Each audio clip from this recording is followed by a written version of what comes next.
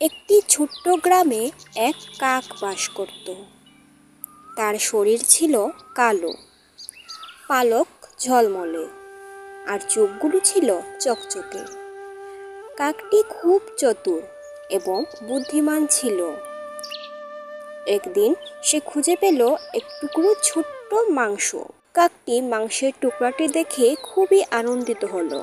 সে মনে মনে ভাবল, এই মাংসের টুকরোটি আমি খাবো। তবে তার আগে একটু খেলার মতো কিছু করব। কাকটি মাংসের টুকরাটি মুখে নিয়ে একটি বড় গাছের শাখায় বসে পড়ল।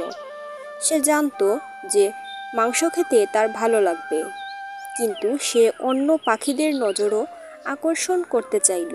ওদিকে একটি শেয়াল কাছে এসে দেখে কাকটি মাংসের টুকরো নিয়ে বসে আছে। শেয়ালটি খুবই ক্ষুধার্ত ছিল এবং মাংস দেখতে পেয়ে তা খেতে চাইছিল। শেয়ালটি কাকটির কাছে গিয়ে বলল, কাক ভাই, তুমি তো খুব সুন্দর গান গাইতে পারো। আমি শুনেছি তোমার গান শুনে সবাই মুগ্ধ হয়ে যায়। তুমি কেন আমার জন্য একটি গান গাইছো না? কাকটি তখন খুবই গর্বিত হয়ে গেল। সে ভাবল, এই শেয়াল ঠিক বলেছে, আমার গাওয়ার ক্ষমতা খুবই চমৎকার। যদি আমি গান গাই তাহলে সবাই আমাকে প্রশংসা করবে এবং মাংসটি খেতেও আমার আরও ভালো লাগবে। এই ভাবনা নিয়ে কাকটি চোখ বন্ধ করে গান গাওয়ার জন্য প্রস্তুত হলো।